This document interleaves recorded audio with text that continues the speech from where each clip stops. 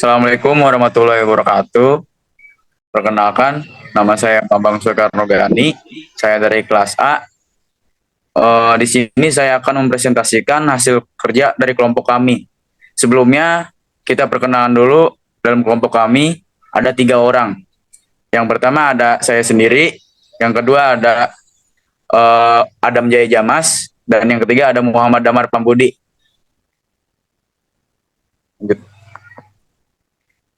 Pengertian yang pertama ada pengertian enterprise computing, yang kedua ada perkembangan enterprise computing, dan yang ketiga ada alat-alat penunjang aktivitas pada perusahaan, dan yang empat ada types of enterprise. Yang pertama adalah pengertian enterprise computing.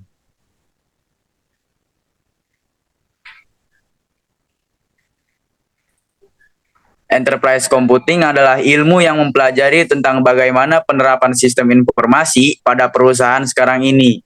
Dimulai dengan seperti apa infrastruktur yang dibutuhkannya, pengembangan sistem, implementasi, dan tantangannya atau dalam kurung digital era. Selanjutnya, materi berikutnya akan disampaikan oleh Kang Damar Pambudi. Oke, terima kasih. Selanjutnya ada perkembangan enterprise computing. Lanjut, Kang. Yang pertama itu Material Recruitment Planning atau MRP. MRP adalah software atau aplikasi yang berguna untuk mengetahui jumlah bahan baku yang dibutuhkan untuk produksi barang sejak pertama kali dikembangkan hingga sekarang. Sistem ini sering digunakan oleh industri manufaktur. Sistem ini akan memberikan solusi mengenai jumlah barang yang dibutuhkan, barang apa saja yang dibutuhkan, dan kapan barang tersebut dibutuhkan. Sama seperti ERP, sistem ini juga membutuhkan software manufaktur supaya bisa menjalankan proses produksi secara otomatis. Perusahaan yang menggunakan sistem MRP tidak akan mengalami kekurangan barang atau stok barang terlalu banyak, sebab sistem bisa mengestimasi untuk mengolah bahan baku menjadi produk, bahkan bisa membuat jadwal pengirimannya secara otomatis. Yang kedua itu ada Closed Loop MRP, merupakan suatu sistem diagram alir. Closed Loop MRP mengembangkan suatu kebutuhan kapasitas dengan membandingkan utilitas kapasitas yang direncanakan berdasarkan Master Production Schedule dan MRP terhadap kapasitas yang tersedia untuk menentukan apakah rencana tersebut dapat dicapai atau tidak. Selanjutnya, yang ketiga itu ada Manufacturing Resource Planning atau disebut MRP 2. Sistem yang digunakan untuk merencanakan penggunaan sumber daya produsen secara efektif. Sistem informasi yang terintegrasi memfasilitasi proses pengambilan keputusan untuk manajemen dengan memusatkan, mengintegrasikan, dan memproses informasi yang terkait dengan proses manufaktur. Yang terakhir itu ada Enterprise Resource Planning. ERP merupakan suatu proses yang digunakan perusahaan untuk mengintegrasikan dan mengelola bagian penting dari bisnis yang dijalankan.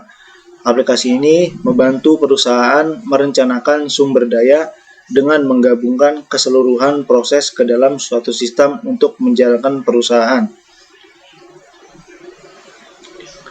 Dan materi yang ketiga itu ada alat-alat penunjang aktivitas pada perusahaan. Next.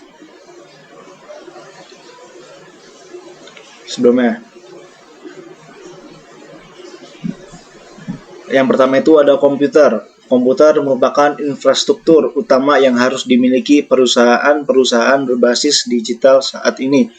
Komputer memungkinkan perusahaan dapat secara cepat melakukan segala pekerjaannya. Komputer sendiri saat ini sudah mulai berkembang pada komputer desktop dan notebook. Kemampuan komputer dapat memaksimalkan pekerjaan suatu perusahaan, misalkan pembuatan laporan, penyimpanan data, analisis data, pengambilan keputusan, dan sampai pada kecerdasan bisnis. Yang kedua itu ada networking.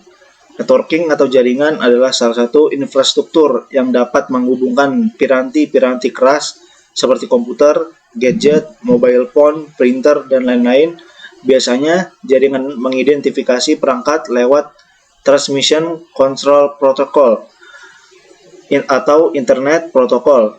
Pada setiap piranti keras, ada 5 komponen dasar dalam jaringan telekomunikasi. Yang pertama itu ada terminal, kedua prosesor telekomunikasi, 3 saluran telekomunikasi, 4 komputer, dan yang kelima itu perangkat lunak telekomunikasi. Lanjutnya Kang. Yang ketiga itu ada wireless teknologi. Wireless teknologi atau teknologi nirkabel adalah sebuah teknologi yang bertugas untuk menghubungkan dua perangkat atau lebih sekaligus tanpa perlu menggunakan kabel. Tentunya, teknologi tersebut dapat membuat seluruh pihak menjadi lebih mudah untuk saling terhubung kapanpun dan dimanapun tempat mereka berada. Fungsi dari wireless teknologi itu sendiri adalah untuk membuat proses berbagi data menjadi lebih mudah dan praktis atau lebih efisien lagi. Yang keempat itu ada cloud computing. Cloud computing merupakan istilah dari cloud diartikan sebagai internet dan computing diartikan sebagai komputer. Definisi dari cloud computing adalah sebuah proses pengolahan daya komputasi melalui jaringan internet yang memiliki komputer yang telah terkoneksi satu sama lain pada waktu yang sama. Selanjutnya dijelaskan oleh Kang Adam. Silakan Kang.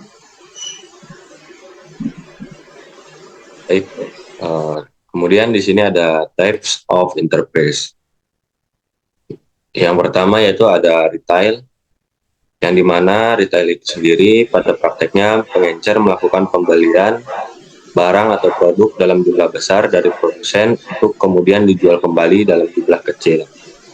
Di sini untuk contoh retail itu seperti pada gambar di samping, yaitu ada toko Gramedia. Kemudian selanjutnya ada manufacturing. Manufacturing itu perusahaan manufaktur adalah perusahaan yang mengubah barang mentah menjadi produk, jadi melalui proses produksi kemudian dijual kepada pelanggan. Untuk contoh dari manufacturing yaitu ada perusahaan Mas Pion. Kemudian selanjutnya ada service. Service adalah tipe perusahaan ini tidak membuat atau menjual, tetapi menyediakan layanan untuk pelanggan. Seperti pada sistem perusahaan Mixway. Kemudian ada